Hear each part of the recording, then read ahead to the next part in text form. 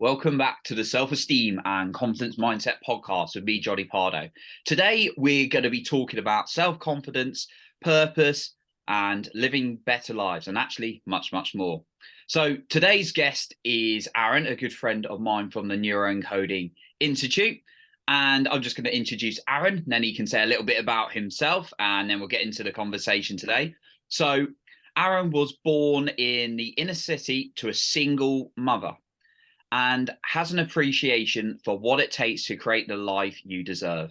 A stage and TV film actor by profession and an elite neuroencoding specialist by purpose. Arron helps people build better lives, which is awesome. And it's great to be in the Institute with you, Arron. So first of all, Arron, a big welcome to the show. Thank you so much for having me, first of all, and I'm excited to be here. As you said, yeah, grew up in Bridgeport, Connecticut. In Connecticut, in the States, Connecticut has this reputation as being very wealthy and kind of economically abundant, not where I came from. I came from a place called Bridgeport, Connecticut. And the interesting thing about Bridgeport is it's surrounded by all these economic abundant places. And Bridgeport is not like that. So the high school I attended was across the street from a jail. I was wanted by security guards each morning, going through metal detectors. And I grew up in a single parent home. So watching my mom go through some of the things that she's gone through, it's given me an appreciation to not give up because she didn't give up on us. So that's kind of like the foundations of where I've come from. Yeah, wow. I think thanks for that. Thanks for that share. And I guess my first question really was, what kind of like drives you to help people have better lives? And I mean, obviously, it sounds like a strong part of it was from your mum and what she's done for you. And I know you're very much about giving. I mean, are there kind of like other wider reasons as well why you love helping people build better lives as well? I think part of it is wiring. I remember the first thing I kind of wanted to do was be a doctor or a firefighter. I've Mm. always had a heart for people. And it wasn't until my music teacher, Miss Patterson, shout out to Miss Patterson. I was in music class one day and she asked the class who wants to be the lead in the play. It was a Thanksgiving play. Thanksgiving's actually coming up like next week. So it's wild. So, and nobody was volunteering. So I volunteered and it was fun. It was a way to just not do homework after school and hang out and kick it with your friends after school. And then when I got to sixth grade, at the high school I would later attend, there was a theater program by West Stover called Profiles Theater. And what this theater was is it was student-led, student-produced, student-directed plays on issues impacting the city. So things like gang violence, teen pregnancy, STDs, homophobia, all these different things. And it clicked for me. I was like, wow, I can do something that I have fun in and actually help people as well. I want to try that.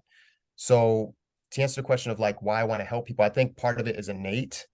And then Mm. I think a more practical kind of reason is that is how I think fulfillment and happiness is ultimately had, no matter who you are or what you do. It's in service to others. One of my great heroes, Muhammad Ali, says that service to man is the rent that you pay for your time on this earth. Ooh. So it's I'm happy to do that and get a lot of joy from that. Oh, like I love that Ali. I don't know if I've heard that one. I know Ali comes up with some great stuff. So yeah, it's like a service to others. Yeah, that's a good one. Like that. So yeah, one thing I wanted to kind of like touch on a little bit is quite a lot of us are, well, a lot of people I certainly speak to, and myself included in the past, are in that stage of like, I don't know necessarily what I want to live a more purposeful or fulfilled life. I mean, for someone who's like that, who knows like where they are at now may not be right for them and they do want to make a change, yet they're a little bit stuck on what it might be for them. Is there any guidance you would offer that individual? I would. I actually went through a similar situation. I was working jobs, waiting tables for a very long time and kind of playing it safe. And we are talking about this prior a little bit. And I got in a situation where I was fired for something that I thought was so petty. It was just the corporation needed to let go of people for euphemism. And I got let go and I said, I can't keep on living this way. So to answer the question, I think you need grit, you need some kind of determination, some kind of internal fire in you that's not going to let life knock you down. I listened to something the other day. I think Marcus Taylor says you have to choose your hard. Waking up early is hard. So is waking up late. Going to the gym and taking care of your body is hard, and also is not going to the gym. So you have to choose your heart, and innately, internally, you have to know that you're worth it. Why? Because you have life. And it's my personal belief that creator, we all have life. We have life and we all have purpose. So if you can just hold on to that and have the faith and know that you are worth more, all it takes is some courage and having good people around you, then you can break through. Now, how do you find your purpose? What brings you joy? What makes your heart sing? What makes your soul alive? What if people told you that you're really, really great at? And then it takes the courage to believe in that and getting around people who can speak life into you, right? So one of our mentors, Joseph McClendon III, he says, self to self for progress, self to others for possibilities. So are you around people who are always saying you can't do this, or you can't do that? You've been working as a janitor your whole life. You can't be a business owner. You have to hold onto your vision, protect your vision, and then get around people who can help nurture that. And there are people out there in this world that also want to see you win, you being one of them, by virtue of you doing this, and Joseph and many of our mentors. So get around people like that. And if you don't have the people around you, if you're from the inner city, I was in this kind of environment where nobody was around me that had what I wanted. So I had to seek out. I had to seek out through podcasts, through books, through imagination, whatever it took, just believing that you have value. And you are, like, if you're listening to this, you have value. If you're in a dark place, you have value. You have to believe in it, listen to it over and over again, and just believe that, and things will change.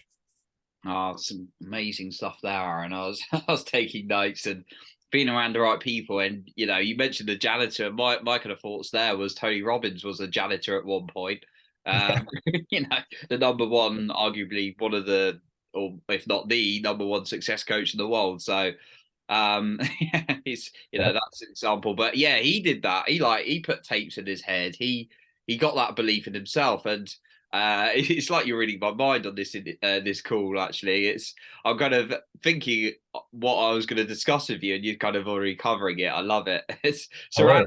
surrounding and kind of what I was going to touch on a little bit was about that. How do we create that belief in ourselves? So say we've got a bit more clarity, and we're like, okay, I want to be maybe I want to be a coach, or maybe I want to be like a a certain type of athlete, if given you've got the kind of reasonable talent or whatever, and the right circumstances for it. But or you want to be an actor in your case, or something like that, and you don't believe in yourself. That's what I was going to ask you about. And surrounding yourself with the right people, the right information is absolutely key.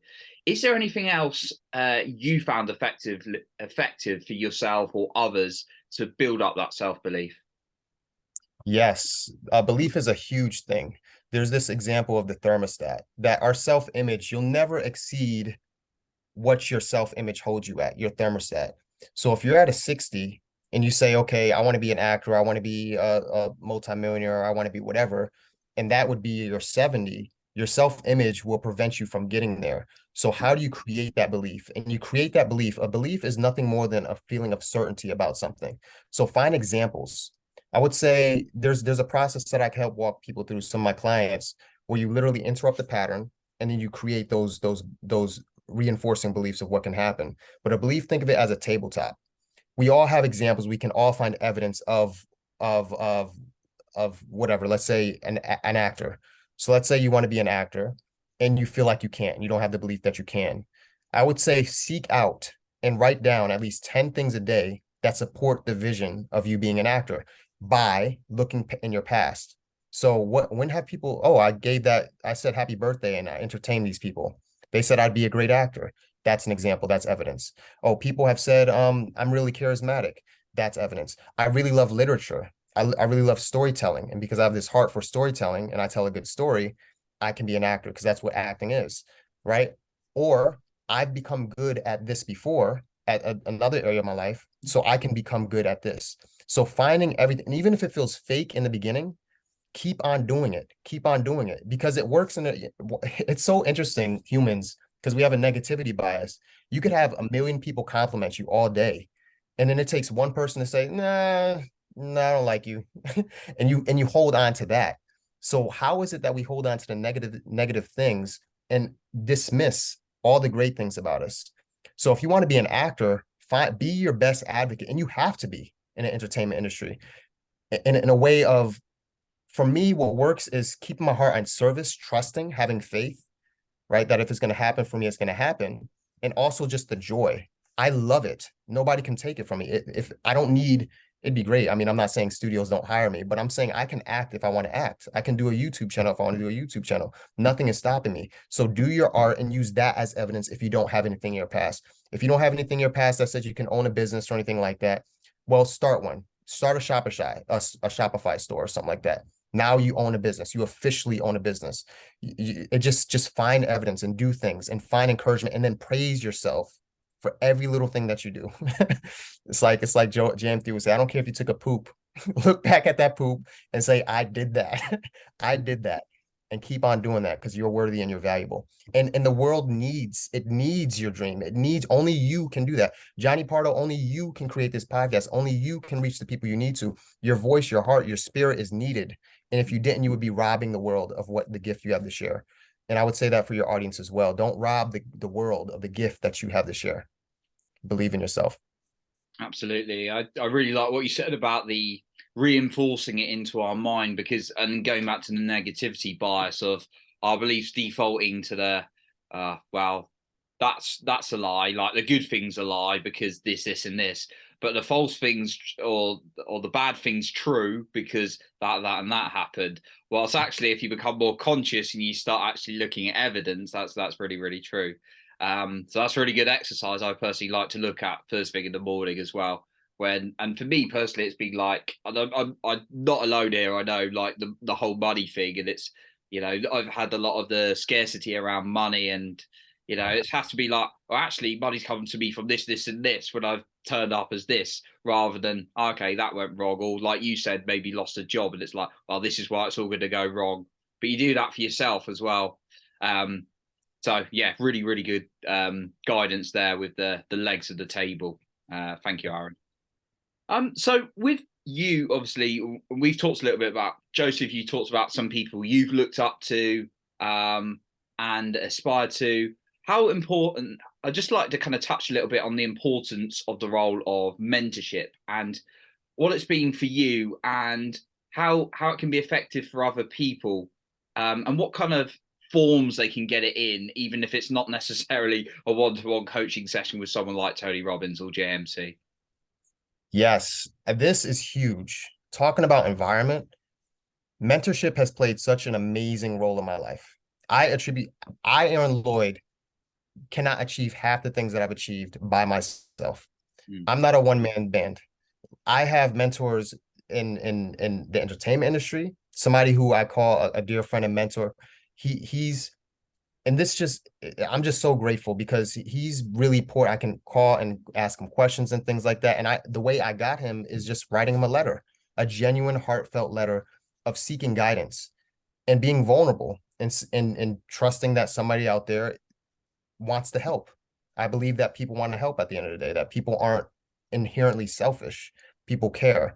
And then I have mentors like Mohammed and Valandria, Brian and Sia, Aunt and Jody, who are not only friends, but also just support you. You can do it. Are cheerleaders who help me elevate my life and offer perspective. And then JM3, obviously, in equipping us with the skills to be able to speak into people's lives and help them get a result now, today.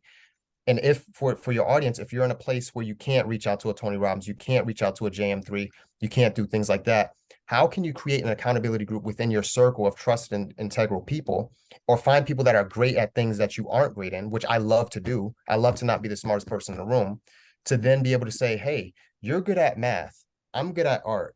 You're good at this. You're good at this. How about we band together and create a mastermind? Think and Grow Rich talks about this, like the mastermind. Find people around you. And the internet is so vast now. All you got to do is go on Instagram, DM people, find people. And if you feel like you don't want to do that, then listen to Johnny Pardo's podcast. He has tons of guests on there. Find them and listen to those mentorship, those people. Listen to people he has on. If there's somebody you cling on to, rewatch it over and over and over again and imagine that person's your mentor. and take that action. But the most important thing is not information, because information is not power. You have to Yeah. actually do something. So I know for sure that you can find a mentor, your mom, your father, somebody, a cousin. Hey, I want to wake up at 6 a.m. every day this next week. Can you just hold me accountable to that? And just do that and start there, and then praise yourself as you do that. And then as you do that, as you seek out and you demand from the universe what you want, evidence will come all over the place for you. It'll come if you seek it out. There's something called the reticular activating system. You'll see it everywhere. You see evidence of like, oh, I can try this, I can try that, I can try this. So I hope that answers, but I just really want to get across. I believe in people. I believe in the potential of people. And I want for people to live up to their potential. Something I said the other day to myself is I'm an excavator of potential. I want people, I believe in people. I believe that the more happy, fulfilled people there are on earth, the less problems the world will have. Because happy people don't do crazy things. You know what I'm saying? If you're happy living your dream, you have no reason to knock other people down. You have no reason to cause chaos in the world because you're happy and fulfilled within. So if we can get more people to do that and trust and believe in their dreams, and I understand there's some people, I'm just passionate about that. I know I'm rambling, but I'm passionate about this. Please do. It's good. Um, if you're in a situation where you have nothing but negativity around you, for somebody like me who was from the inner city, I still have a level of privilege because my mom believed in me, because my grandparents believed in me, because I had people to latch onto for sensitivity, because I have younger sisters who I wanted to be a positive example for them, whether or not they knew it or appreciated or anything or valued it. I had to cling on to something to say it's worth to fight on for another day. And I understand that's not everybody's situation. Some people have abusive parents. Some people have alcoholic or distant parents, or people, nothing but negativity around them. So for people like that, where you don't have positive things to latch onto, what can you do? How can you fight? When you do make it, it's going to be all the more greater. Your test is going to be your most powerful testimony. The things that you're going through now, you might not understand it, but latch on to the positivity that you can. If you relate with me, use this example, use this podcast, listen to it all the time. Take nuggets. What you write, you invite. So write down over and over, I can make it. I can make it. Les Brown says it's possible. It's possible. It's possible. Just encourage yourself every day because you're worth it. And I want to break through to that person. If the person's listening, I just don't know why this is on my heart right now. If you're in a place where it's nothing but negativity around you, find the light, because light can pierce darkness. All it takes, if you're in a pitch black room, all it takes is a little flicker of a firefly bug, and you will see it, because the light pierces the darkness. So hold on and follow that light. That's what I would say.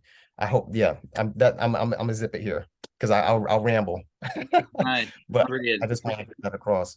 No, it's brilliant, brilliant stuff, and yeah, definitely tell it's a strong passion of yours. And for me, it's been a strong thing. Just it's crazy, right? You can develop the skills as well, not just like the belief.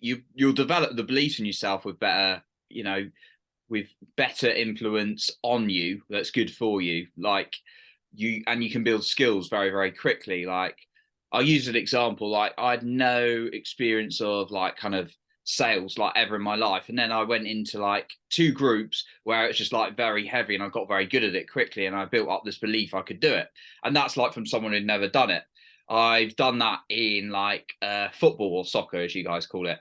And when you join like a club, and I wasn't very good, I joined a club, and then I went to a good one. I had all these good players around me, and they were able to help me, mentor me, and I got so much better, and I had this belief in myself. I've also been on the other side where I've been with like negative, not too many times in my life. Fortunately, I'm quite privileged in that way, and I've always kind of had that line or boundary. But but there are times where I didn't believe in myself, and that's why I created this, and came through that. But when I've had like negative people, you just don't feel good about yourself. So I can completely understand your passion around that, and also challenging yourself at the same time to be pushed with those people. I just jumped into a Grant Cardone event in February. I am likely to be one of the least level people in business there. Like I'm not bad, but there compared to like these millionaires and things there, I could get absolutely destroyed. But there's a level of growth that is going to give me as a result. So absolutely value your points about surrounding yourself with people and getting getting mentors that are really going to allow you. And there's that opportunity more now than ever with what we've got connections online and worldwide as well. So yeah, totally resonate with you on that. So yeah, kind of touching on that point and what you talked about on knowledge is not power. You got to take, it's only potential power. It's even quoted obviously in the early when was it, 30s 20s, in Think and Grow Rich was written. Yeah. Yeah, so it's even written there. It said you have to organize it into plans of action for it to become power. Totally agree with that. And sometimes you've got to, it involves a bit of courage, right? So Yes. can you tell us a little bit, because I'm really fired up about this, that have you had to use courage a lot in your life, and actually just emphasize that, have you had fear as well in your life? Absolutely. Hell yes. Yes, all the time. Yeah, Courage, you exactly. can't have courage without fear. Hmm. Or I think it's, yeah, you can't have courage without fear. You can have bravery, and courage is feeling the fear and doing it anyway. And I've had tons of examples in my life to this day. There's as we grow, there's going to be another level, another thing that we want to accomplish. So I think sitting with the fear, dancing with the fear, understanding that it's there, and which voice are you going to listen to? This goes into the belief thing. If you have a belief that, hey, I've done this before, I've gotten through this barrier before, I can. So for you, you said, I was in this negative environment before, I've broken through that, and now I'm here. I'm not where I want to be yet, but I've done this before. So let me pat myself on the back. So I want to get here. I want to be one of the speakers on Grant Cardone's stage. I want to be able to have Grant Cardone on my podcast. That's a belief that you can then cater. Well, I've done this before. I've had this person on my podcast. I can reach him too. How do I create more value in myself to get there? What belief would I need to have in order to do that? And then what would a person that believes that do per day, right? And then if it feels scary, let me give an example for myself. So um I mean, auditions are scary. So you go in there and I do it anyway. Being on stage, live theater is scary. You always get the most nerve-wracking audition I ever had was for my UConn BFA program. And because I told myself if I didn't get into this program, I just it's not meant for me to be an actor. And I love what I do, but I also have a practical mind about it. It's a tough industry. So I said, well, I feel like I'm being led in this direction. And the auditor who was bringing me up was actually Austin Stoll, who has since worked with Steven Spielberg and a bunch of people. He's graduated from that program. And what he said to me is he said, if you're nervous, it means you care about it. And I've latched onto that for almost every other audition that I've gone through. And if it's whatever industry, whatever you're going through in your life, you have to have courage. And then this goes into the mentorship. We can't do things alone. There's a great African proverb that says, I am because we are, right? And if you want to go fast, go alone. But if you want to go far, go together. So find your tribe, find the people that you can lean on and be supportive, who can support you. If now, what is courage? How do you dance with courage? How do you overcome fear? There's a certain technique and skill that Joseph has equipped us with. It's called the stop technique, where you can literally just halt though and arrest those thoughts and then get into something more productive. You have that skill, I have that skill. That's what we help our people do. So continue to do that, understanding that you can, believing that you can. If you just write it down 15 times, I can do this, I can do this, I can do this, until you believe it, right? And just keep on going through and have the courage. What's it going to cost you if you don't do this? What this goes back to, like, your light and your voice is needed in the world. If you don't have the courage, if you don't do the things that you need to, and what do you need to do to equip yourself with the courage? How can you get more courage? What does courage mean to you? Does courageous mean I have to slay a dragon? Because then if it is, then it's super, oh my God, I can't slay a dragon. I'm not a Targaryen.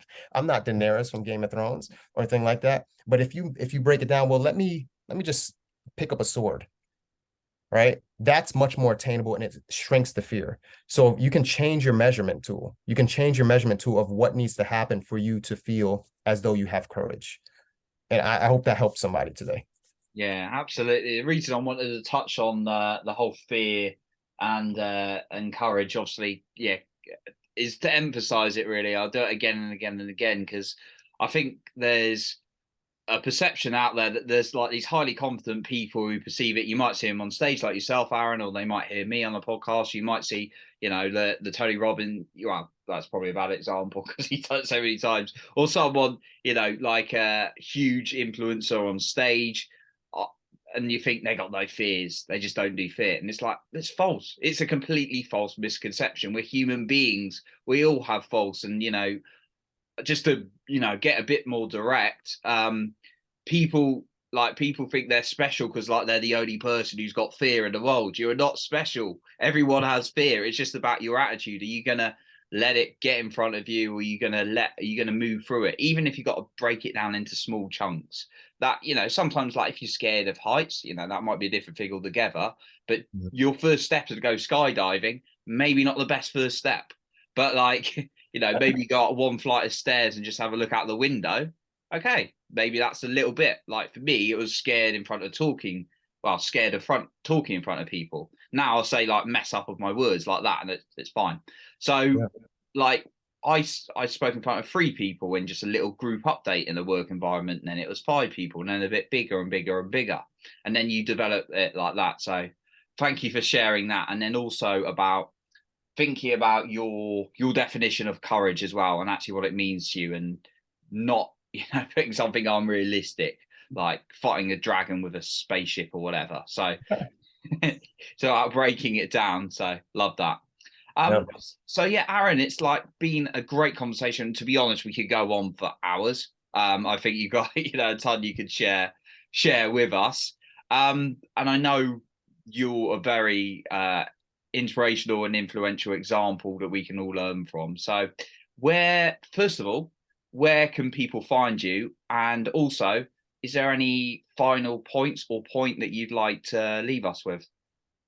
Yes, people can find me at Arron Lloyd on Instagram or AarronLloyd.com. Arron spelled ARRONLLOYD. And for your audience, if you're in that place, I want to give a freebie. There's something I have called the Marvelous Life Challenge. It's usually charged, but I will buy it for your audience. If they present it, I'll give you a code or something like that. And if they DM me the code, I'll give it to them. I'll buy it for them so they can get started on their journey. And I hope that adds some value.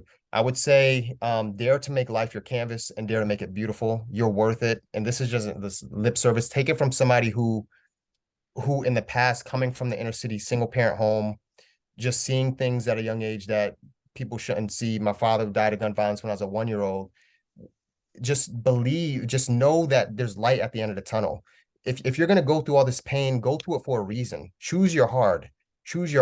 It's hard to be broke. It's hard to be poor in mind and mindset. It's hard to be poor in spirit. You have a gift. There's to take it there. I mean, there's the chances of you being conceived in this universe is slim to none. So that alone, hold on to that, grasp that, trust that you are loved, because you're loved, you're here, you're listening to this. The fact that you're listening to this podcast and being drawn to Johnny says that there's something within you, something that's pulling you and calling you to be more. So latch onto that and believe in that, and that voice and that heart and that spirit will continue to guide you. Yeah, some great words to leave us off with there, Arron. So yeah, listen to that inner voice. Certainly. Absolutely, always emphasizing that. So yeah, what we'll do is we'll link details of where you can find Arron and information about the very generous offer he's going to give us as well in the description below in the show notes of this episode as well. So once again, Arron, a big thank you for coming on today. Absolutely, it's been a pleasure, my friend.